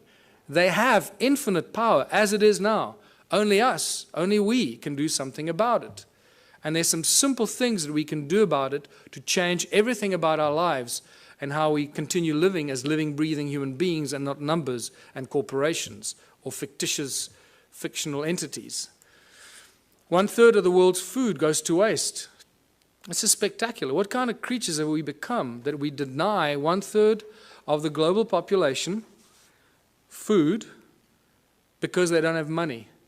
We don't hand it out, we dump it, we destroy it, because we can't give it to them for free. They need money, they need to work, lazy bastards. Do some work, go get a job, become a respectable member of society, get a job. We don't need jobs. It's the last thing we need. Every time I hear politicians say, we're going to create jobs, I sense shivers down my spine. It's the last thing we need. Busyness. Keep you busy, running around, forgetting what you should be doing, what kind of life you should be living. It's all encoded in the language that we use. How did it get so bad? This is where we get back to what we've just been to, the ancient civilizations. A small group of royal political families and the banking elite families took control of the world. This didn't happen last year or 100 years ago. This happened thousands of years ago, people. It started with the Sumerians about 6,000 years ago in the Middle East, in Sumeria. When the Sumerian tablets tell us, when kingdom was lowered to earth from heaven, that's why I pointed it out to you. They tell us, kingdom was lowered to earth. Suddenly we see these priest kings appear out of nowhere. How did these guys suddenly took on this higher than thou situation? Who the hell are they? Where did they come from?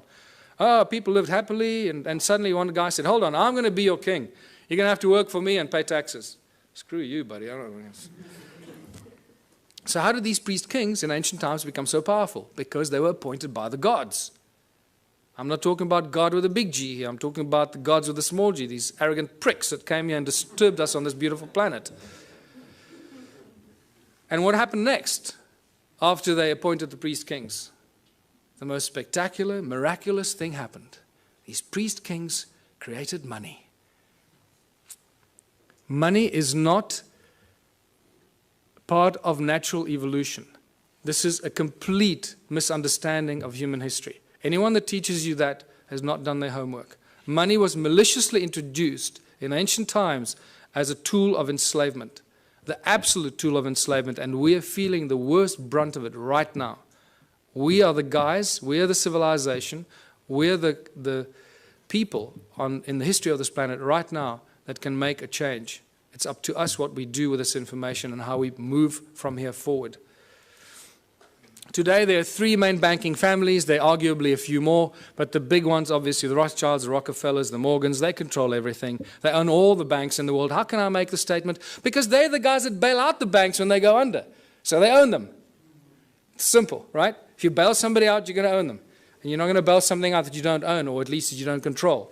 So the World Bank, the IMF, the BI, the Bank of International Settlement in Basel, Switzerland, most people aren't even aware that there's a thing called the Bank of International Settlement. When they discover this, they, what? Wow, that's amazing. I hope they're good people. Can't they give us a loan? Remember, people, money doesn't exist. Okay, I'm going to get into this. Yes, did you want to say? What I don't understand is, you now say all the past history was rubbish and it was all evil, but still you want the rub for government and president. I don't understand it. So Okay. you believe in the system, but everything else is rubbish. No. I don't. No. Well, that's what you're actually saying. No. You're getting the wrong end of the stick. We created the, yes, you are. We created the Ubuntu Liberation Movement. I'm going through it now. Just hold on. You'll understand where I'm going with this. Okay. There's going to be another point in time to ask questions. Okay. I discussed this because this is quite central for our understanding of who we are. Yeah. Okay.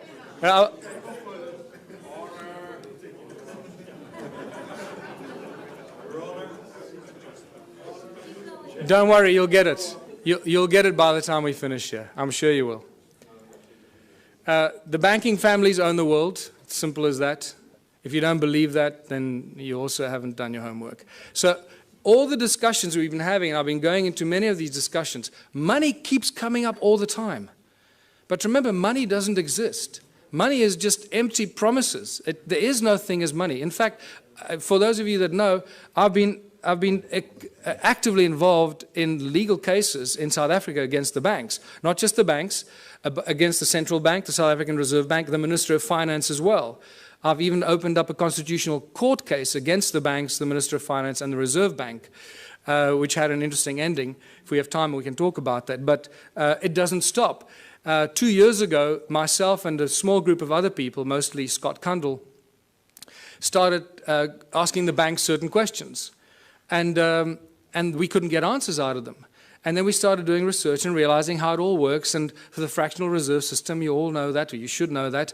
And the fact that money doesn't exist. In fact, in the South African Bank Act, to my horror of horrors, and I was in court, and I was doing research to stand up and defend myself, because the only way we can do this is when you stand up in court and defend yourself. So we didn't use lawyers. I went there and I stood and defended myself against the most, highest paid lawyers money can buy. And not just one of them. I was alone in the court against the judge that you have to call my lord and bow down when you walk into the court, my lord.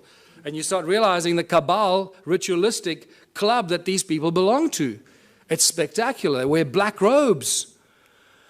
And you go there and call it my lord, my lord. I thought I was going to cause trouble at first, but then I bit my tongue and I didn't do that.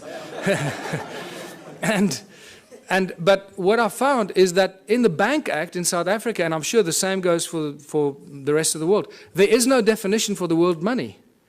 There is, however, a definition for bills of exchange, promissory notes, and negotiable instruments.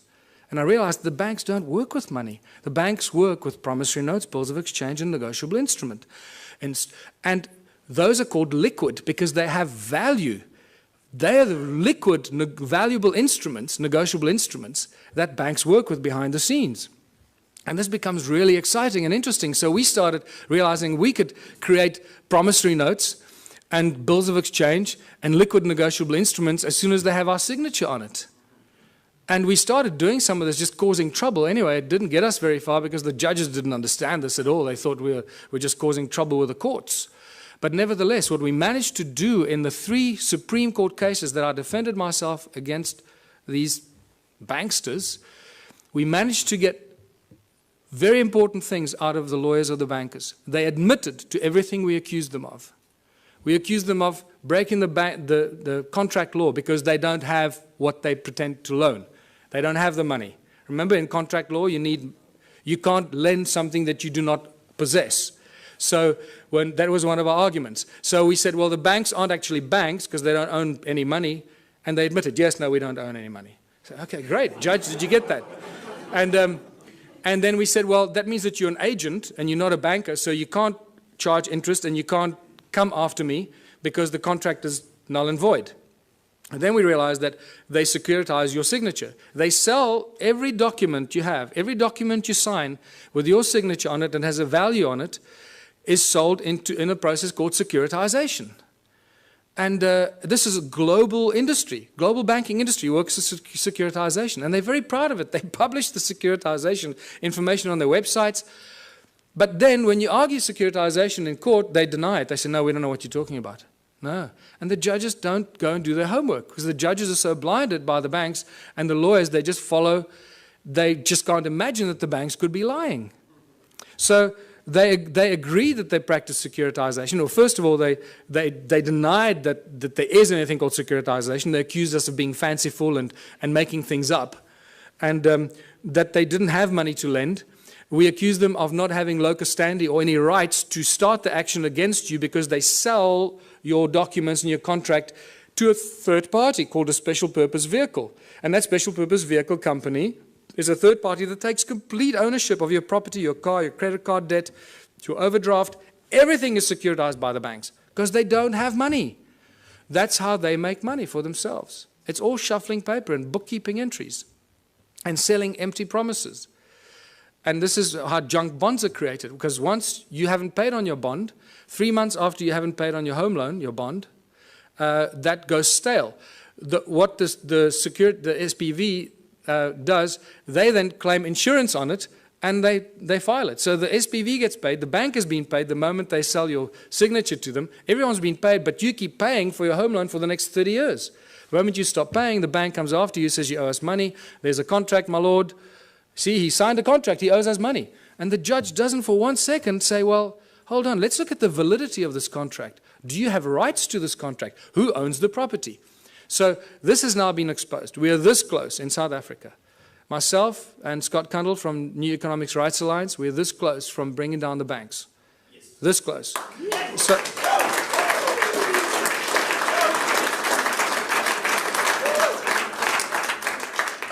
because they're just lying thieves. What you're talking about, the global banking industry, people, is nothing more than the largest legalized organized crime syndicate. That's what it is. So they're a bunch of criminals. We've got to do something about it to stop it. So I've got 2 cases against the banks now. One of 5 counts of fraud, which they haven't argued any of the points. They've argued why I'm claiming all the money that I'm claiming. They're not arguing any of the points. And Scott Kundle has got a case with the New Economics Rights Alliance, which has become the 3rd largest non-profit organization in South Africa in the last 6 months, about 160,000 members. He's launched a case of unconstitutionality against all the banks. We're about to launch criminal charges against the banks, full-blown criminal charges, because the evidence is just becoming overwhelming. And all it's going to take now, one judgment. If there are any mathematicians here, you can see the complete insaneness of this. Out of thousands and thousands and thousands of court cases, people against banks, not one person has ever won a case against the banks. Just think about that. Clearly, this is stacked in favor of the banks. Clearly. And the judges are either paid off or they're too stupid to understand what's going on. But things have changed. We have a few situations in South Africa. We've had small victories where the banks withdrew. This is how clever they are. They withdraw before they get a judgment, or they abandon. So there isn't a precedent on the record. So you can't then go and argue the precedent. So they're very clever with this. But we're going to force them into a judgment because of what we're doing. And it's just going to take that first judgment and then it's all over. The entire global banking system works on the same principles, and it's just going to be a domino effect. And we'll do what Iceland did, hopefully. Just reverse all the mortgage loans, reverse all the car loans, credit card, just, just reverse everything, because these thugs have stolen trillions from us and make us their slaves. And that's exactly what they do. And this is linked to our education system, because most people are indoctrinated into this way of thinking since childhood. Our education system has nothing to do with learning. It's really developed and funded by the banking families to condition humanity into following orders and respecting authority. They control the contents of all the textbooks and transfer of information. Our schools are really just indoctrination camps to brainwash our children to follow orders and to bow to authority. It's got nothing to do with learning, people. The money controls the legal system, as I mentioned already. And if you just look on the internet on a daily basis, you'll see that the economic collapse is just imminent. It's somehow being kept alive. The question is, and this is what I need to end on, because we can't keep talking about doom and gloom all the time. We need to talk about what are we going to do as a species? What are we going to do when it all collapses? And this is where the most exciting thing happens. And this is my message to everyone in the world. This is where the true humanity shines, and we realize how beautifully we can survive without money. We have to find a new system, because this system is broken. It doesn't work. We cannot continue doing what we've been doing for the past 6,000 years. That is insanity, and as you know, insanity is defined as doing something over and over again and expecting different results. So hopefully after 6,000 years we now have learned. Don't try and fix the current system. Change it completely. What is the one thing that we can do to change it? You know what that is. And this is where the Ubuntu liberation movement comes in. Join the movement. Realize it's a movement about higher consciousness. It's about breaking all the norms that we've been conditioned to believe, standing up to authority, and taking back what belongs to us, living, breathing human beings.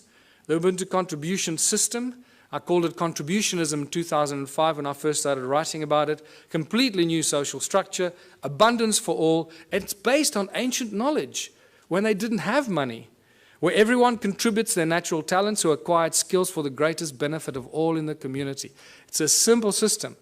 It comes with a lot of questions because we're so poisoned by capitalism, consumerism. It raises many questions instantly, but I've been through this thousands and thousands of times. I can already tell you what you're thinking, and I'm going to tell you what you're thinking just now.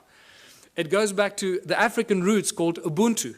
All ancient cultures, in a way, share this African system called Ubuntu. They have different names for it, but it always comes down to the same thing. It's amazing that the ancient cultures survived for thousands of years, not using money, and they thrived, as Foster Gamble would say. And they had a similar philosophy. If it's not good for everyone, it's no good at all. And that is a beautiful philosophy that I'd like to share with everybody, because I don't want to do anybody harm, and I don't want to do anything that's going to harm anyone because it does me good. I'm not interested in doing that. And this is why the whole Ubuntu contributionism system, the Ubuntu movement, is a movement of higher consciousness. It is for people moving into a new age, a new era of higher consciousness. Exactly that. So that's the virus we want to inject into the South African Parliament. Higher consciousness. Not because I want to run for president. In fact, if by some miracle I became president, and this was a question that was asked me in Durban last weekend at our first public meeting, so what are you going to do if you become president? I said, well, the first thing I'll do is I'll dissolve the government. Just dissolve the whole government. Just dismantle it. And give the power to the people, wherever they are, to start their own local communities. Rewrite the laws. The laws we have are not written for the people, they're written for the corporations. Inalienable rights, this is what I need to remind people of. And this is beautiful, because this is part of the ANC's Freedom Charter that they stood for over 100 years. Now, it's been very conveniently forgotten. And this has become the new Freedom Charter for the Ubuntu movement. The country belongs to the people. The land belongs to its people. The water, the minerals, the airwaves, doesn't belong to Vodafone, it belongs to the people. The forests and everything in the country belongs to the people. Yeah. The land in China belongs to the people, and they should do exactly the same. This applies to every country, people. It does not belong to the government or any large corporation that has laid claim to it. And when you read this statement, you realize that we've appointed our leaders to be our servants, but they're not serving us. We appointed them to do the best for us, not for them. So whatever we want and we need as a people, they should be doing for us. Is that happening? No. The opposite is happening. So what has happened here? The government is not serving the people. The only conclusion we can reach is that they're serving themselves and the corporations that fund them. They've turned the people into their slaves. The government and large corporations have stolen the country from its people. It's as simple as that. We've become the slaves, and unless we do something about it, it stops. How do we know this? In South Africa, I don't know about these countries. I believe the European countries, how it works now. I haven't done that research because I'm focusing there. The government of South Africa and the Republic of South Africa are both registered as two separate corporations on the US Securities Exchange. So they're corporations that trade us as commodities. Every week, new laws are passed. In every country, I guess. In South Africa, it's published in the Government Gazette. Nobody knows where to get it, how to read it, what it means, but they publish it in the Government Gazette and they get away with it. You see, it was published. You didn't object, so now it's a new law. That's how they get away with it. But every week, they publish new laws that we don't understand and we don't want. Our laws protect the corporations. They do not serve the people. Corporations have more rights than living, breathing human beings. I've witnessed this in my own presence in court on 3 occasions. And the fun gets better every day.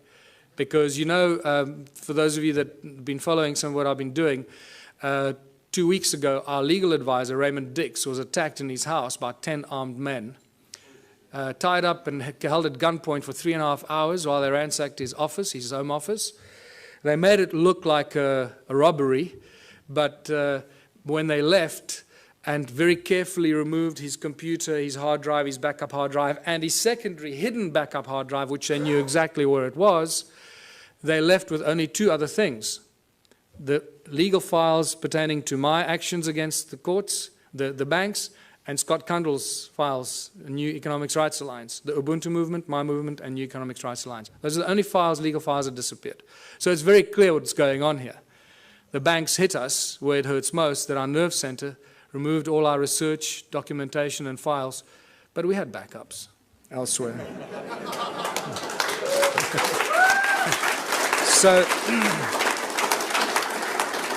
So now it's obvious, you know, if they take me out, they just created another martyr. So bring it on. I don't care. I know where I'm going. I'm going to sit on the right-hand side of Jesus.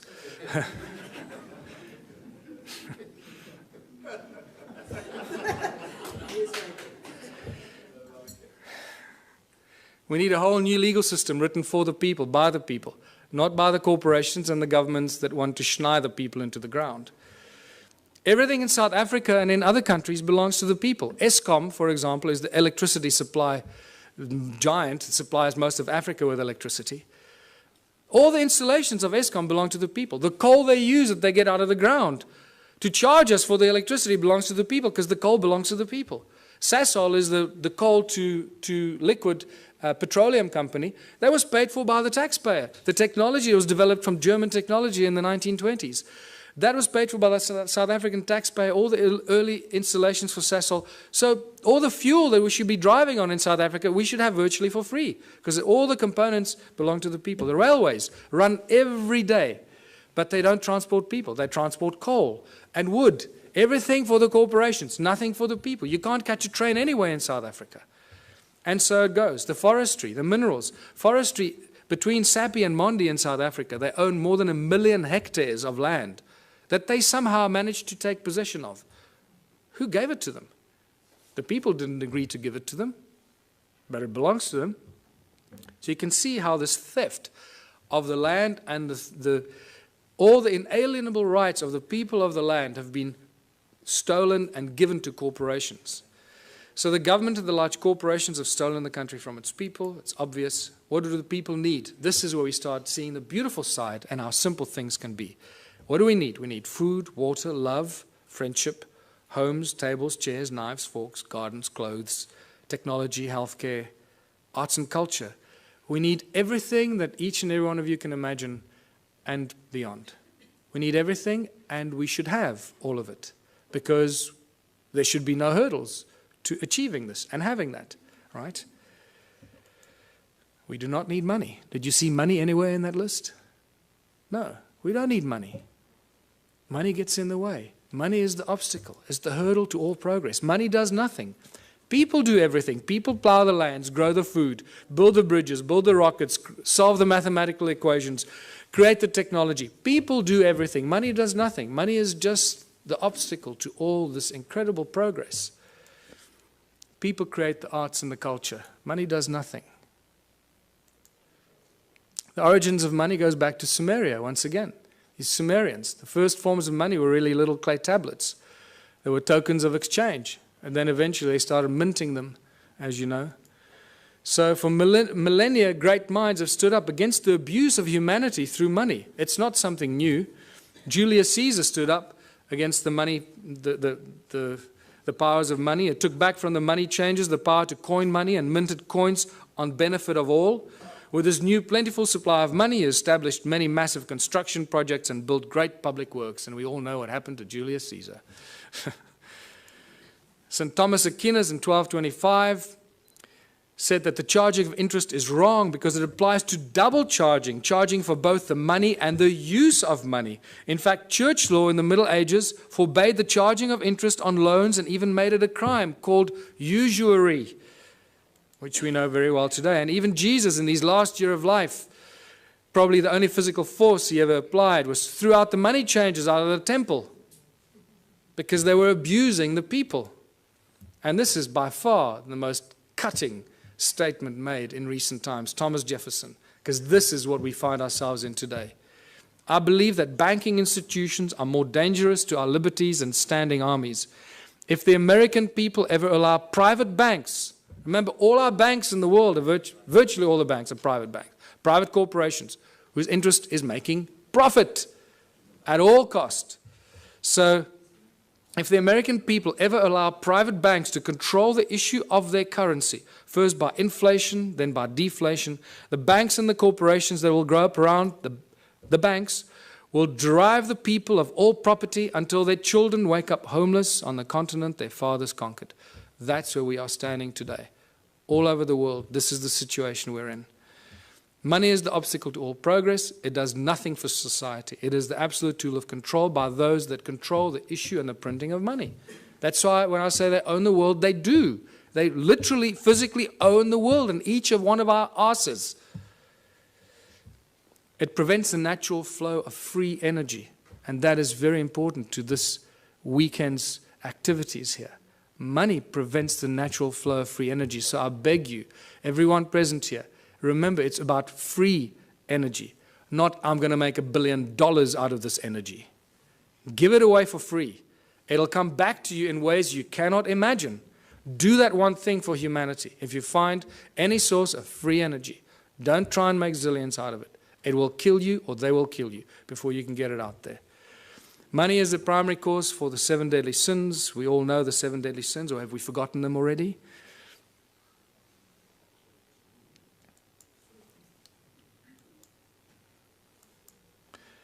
It's not the love of money. Many people ask, oh, it's just the love of money. Money, there's nothing wrong with money, man. It's just a form of exchange.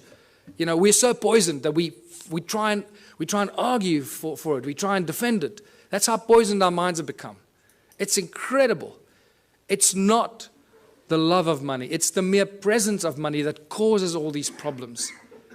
If you take money out of the system, all this stuff suddenly and miraculously vanishes. So what is the solution? If it's the mere presence of money or the love of money, of all of the above, what are we going to do to solve the problem? The answer is so blatantly obvious. Remove money. Just get rid of it. Get rid of it. What do we need it for? It's causing all the strife in our lives. It's destroying our planet. The mines are raping our Mother Earth, taking out the precious guts out of our Gaia and distributing it around the world to people that claim they own it. It's sick. The obvious questions, if you remove money, so who's going to shovel the crap? How are we going to pay for things? I'll just sit on my ass and do nothing. I want 50 Ferraris. You know, are we going back to the dark ages, living in caves? Is this a lawless society? Who's going to make the rules? Why should I do something I don't want? These are the first things. I know that these are the most commonly asked questions, and I'm sure that you're asking some of them to yourselves. But I can tell you that as you work through this process of a moneyless society, a Ubuntu society, where everybody contributes their natural talents or acquired skills to the greatest benefit of all, with certain minor rules that are not rules, it's really just an agreement that this is how we're going to work together.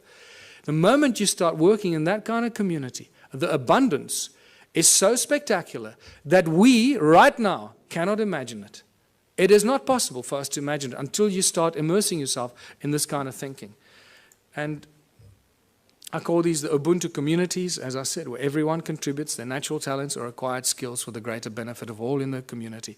A new social structure for a new world and a new age. Abundance for all beyond our wildest belief. There are 5 mantras, 5 key points to the Ubuntu society. And it's not barter or trade. Everybody often jumps, a lot of people jump to the conclusion, think, oh, let's go back to barter. No.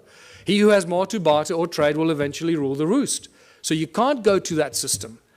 If you have nothing to trade, what are you going to say? Well, I got nothing to trade, so I'll have to, kiss your butt. No. So the Ubuntu contribution mantra is the 5 points. No money, no barter, no trade, no value attached to anything greater or lesser than anything else. Because why? Each one of our contributions should be and is equally valuable. If you start telling, well, I'm a doctor, my time is more valuable than yours, you're barking up the wrong tree, brother. Okay. So, and the final one, where everyone contributes for the greater benefit of all in the community, because that is how you get rewarded. You get rewarded by the recognition of the people in your community. Isn't that the highest reward everybody wants and is trying to buy with money, is recognition and respect of others?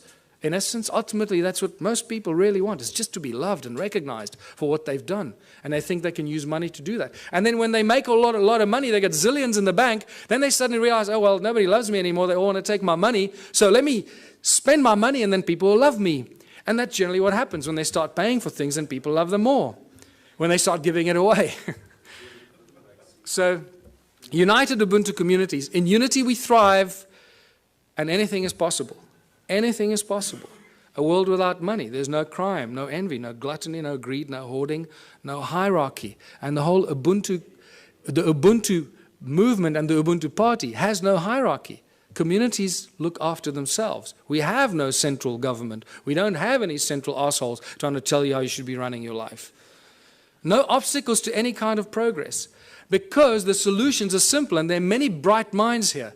We all know what the solutions are, what should be done to solve the problems, and somehow our politicians just can't get it right. They keep screwing it up, So don't ask the politicians to solve it. Give it to the scientists, give it to the farmers, give it to the engineers. They'll solve the problems for us. Ordinary people will. Politicians will do nothing. Transition will have to occur in simple steps that flow from one to the other. We can't go from zero to hero. We can't go from a moneyless-driven, capitalistic, consumeristic monster to a moneyless society that lives in harmony and zen, right? It's not going to happen. So if you go onto my website, the ubuntuparty.org.za website, I've started posting a number of papers on how the transition will take place. There's not time for it now, so I ask you, please go onto our website and check it out. It's beautiful. What's key here is that the small towns will probably play a very important part in the transformation, because in small towns and small communities, people will agree on things a lot quicker than in the big cities. Right? So they will agree, okay, we need to get off the grid, we need to grow enough food for all of us, we need to make sure we got water, and they can go out and do it. We must create alternative energy for ourselves in our town, so if the grid goes down, we stay alive. And the small towns and villages will become the activators of this transitional phase. And I put together a few theories and ideas to give people ideas how to start doing this. It also goes into our education and schooling systems, where we stop sending your children to school. Please, I beg you, don't send your children to school. Don't do it. You're turning them into monsters. I've had a few of my friends in Johannesburg, in South Africa, that have not sent their kids to school. They are much smarter than the kids that go to school. And I'm not kidding you. They really are. They just learn from their parents, and they learn. And you'll find that often what happens with these kids, they start reading later. They might start reading a little bit later. But when they start reading, they become like these monster little readers. They just read everything. I mean, these little kids are reading books that other kids don't even dream of. And that's because they're not preconditioned by the schooling system. Energy, water, food, housing, arts and recreation. These are the things that small communities can take control of very, very quickly and establish it for themselves, make themselves go off the grid and be totally in control of their own destiny. And many, many community projects must be and should be attached to this activity. Absolute abundance on all levels. Once you start doing this, food, science, culture, community, abundance on all levels. Now I'm going to give you a small example. You've got to use your imagination here because there's not enough time now and we've got to finish off here. So imagine in a little town that I live, we've got a river, we've got a fish farm, we've got a dairy farm, we've got a bakery, we've got a wood factory, a metal factory. The community starts to work in these projects. The whole Ubuntu thing means that, and contribution means that everybody must contribute 3 hours a week towards one of these community projects. That's all you have to do, 3 hours a week. A little town of 1,000 people, it's 3,000 hours a week. No municipality or town council can afford 3,000 hours a week salaries for people to do this work. Can you see how that's dramatically shifted the status quo and the equilibrium? How much we can produce if we just work for 3 hours a week on basic projects. Producing milk, cheese, butter, fish, breeding fish, baking bread, growing vegetables, and so forth. So now the community has been doing this for 6 months or a year, and they've established abundance on all levels, where all the people in that community that participate, that's why I called it contributionism, that participate and add their talent and their skills and their time, get everything, not for free, but virtually for free, so cheaply that the rest of the stuff, and also there's a principle where you create 3 times as much as you need for your own community. And I structure everything in the Ubuntu philosophy on the sacred geometry principles, 3366. So you produce 3 times as much as you need for your community. Why? Because there'll be other communities that can't produce what you're doing, so you'll be actually helping them while they're helping you with the things that you can't produce. So, and by the end of that, there's so much abundance because you're doing it 3 times that whatever you don't consume in your own little village or town, what are you going to do with? You're going to make it available on farmers markets and stores in your town for the surrounding communities. The moment you've achieved that state, you've created the domino effect. Because what's going to happen to all the neighboring towns? All the people from those towns are going to come buy your bread, your milk, your cheese, your whatever it is you produce. Because it's going to be a fraction of the cost they pay for it in their own town. There's your domino effect. There's your trigger point. So think about it from that perspective. At the outset, it sounds like a huge thing. Wow, how are we going to go from there to a moneyless society? I believe that I've just taken you through a very simplistic example of how small towns and small villages and communities can be the trigger points and the examples that start the domino effect. Once the first town is set up, it's impossible for the surrounding towns to stay alive. They will have to follow the same example. Otherwise, all their businesses will close down. And when they do close down, then they will follow your example. So either they will do it willingly or they'll be forced into it because of stupidity. In the Ubuntu communities, children follow their passion and their dreams. The education system changes completely. There are no classrooms. Children learn real, practical skills. So by the age of 16, they've done everything. They've baked the bread. They've worked in nuclear laboratories. They've built rockets. They've built homes. They've built earthships. They've planted seedlings and grown fruit. And they'll be so wise by the time you're 16 because you've had all this experience. You'll be smarter than all the professors in the world thrown together today.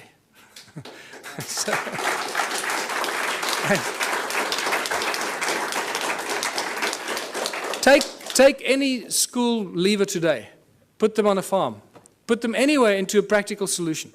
What can a person with a high school diploma do today? Absolutely nothing. We're useless to society. That's what they've created. Can you see the brilliance in their plan? They are so smart, these people. They. That's us, right? So we are so smart that we're doing this to ourselves, right? Where we create our children, turn our children into these little, we lock them up in jails for 12 years, most precious years of their life, and then throw them out to start all over again and be totally open to manipulation and control. So master teachers, only when a community decides that you're a master shoemaker, or you're a master rocket scientist, or you're a master baker, or a master this, only the community can decide who they